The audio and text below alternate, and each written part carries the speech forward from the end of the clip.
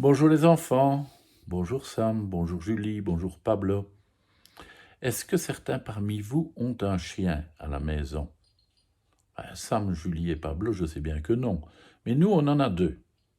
Ils s'appellent Niviuk et Taku, et c'est eux que vous entendez parfois aboyer, ronfler, ou que vous voyez passer pendant mes histoires. L'histoire du jour s'appelle Un chien à la maison.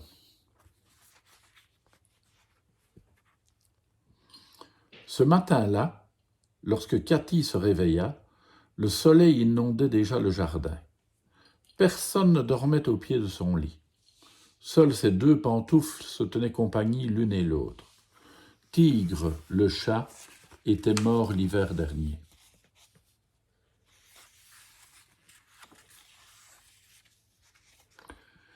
Il nous faut un chiot à la maison, lança Cathy. Un chiot flambant neuf demanda sa mère éveillée en sursaut. Dans un beau paquet, ajouta son père. Les chiots ne sont pas vendus emballés, papa, répliqua Cathy amusée. Je sais, répondit celui-ci, je plaisantais.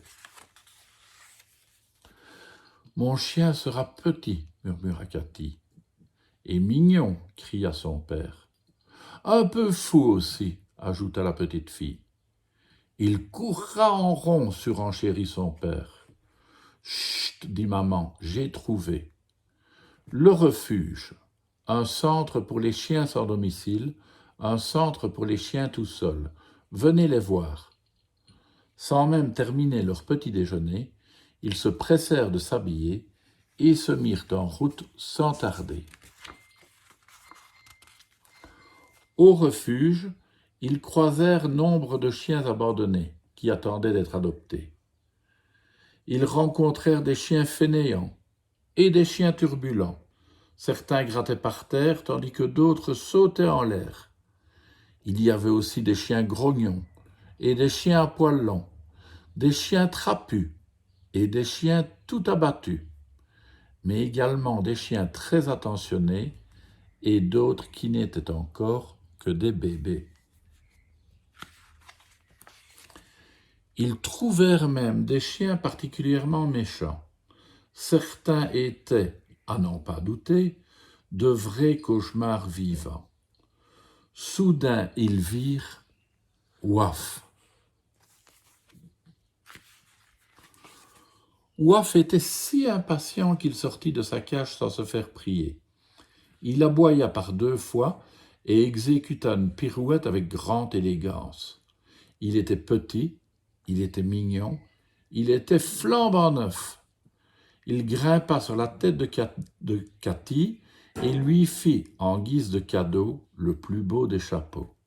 « C'est le chien que nous cherchons, s'exclama maman. « C'est le chien que nous voulons, renchérit Cathy.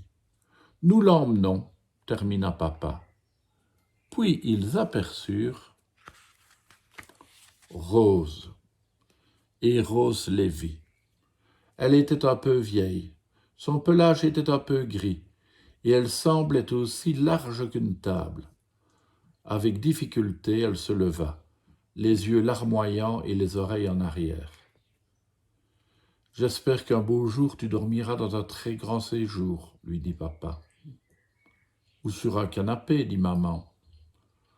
Ou sur un oreiller, ajouta Cathy. Nous les emmènerions bien tous, murmura maman, mais qu'en ferions-nous? En regardant maintes et maintes fois en arrière, ils finirent par s'éloigner. À la maison, Ouaf se révéla très vite un chien de caractère. Il savait tout faire et même un peu plus. La première nuit, on tenta de le coucher dans un beau carton. Mais le lendemain matin, on le retrouva installé confortablement dans le grand lit des parents. « Ouaf a beaucoup pleuré la nuit dernière, et moi je n'ai pas dormi, murmura Cathy. « Moi non plus, dit papa. « Moi non plus, ajouta maman. Je pensais à... » Oubliant une nouvelle fois leur petit déjeuner, Ils s'habillèrent en toute hâte et démarrèrent en trompe. Au refuge, derrière sa cage, Rose les attendait vaillamment. « Plus d'hésitation, s'exclama papa. Nous t'emmenons à la maison. » Rose se sentit immédiatement chez elle. Les tasses, elles, partirent à la poubelle. « Je crois que Rose a besoin d'un bon bain, » constata papa. « En route, tous à la salle de bain, » dit maman. « Et surtout frottez bien, » ajouta-t-elle. Maintenant, Rose et Ouaf se tiennent compagnie. Ils dorment par terre dans le séjour ou sur le canapé. La place est confortable et bien chauffée. Ils suivent Cathy vraiment partout. Mais là où tous deux se trouvent le mieux installés pour se coucher, c'est sur le lit de Cathy. Quant à Cathy, elle est ravie. Toute la nuit, elle entend des gargouillis, de longs grognements, des glou-glous et toutes sortes de bruits. Ses nouveaux amis sont toujours là pour qu'elle n'ait jamais peur. Jolie histoire, n'est-ce pas? Le petit chien tout nouveau flambant neuf, et puis le vieux chien qui avait bien mérité lui aussi d'être adopté. À demain les enfants.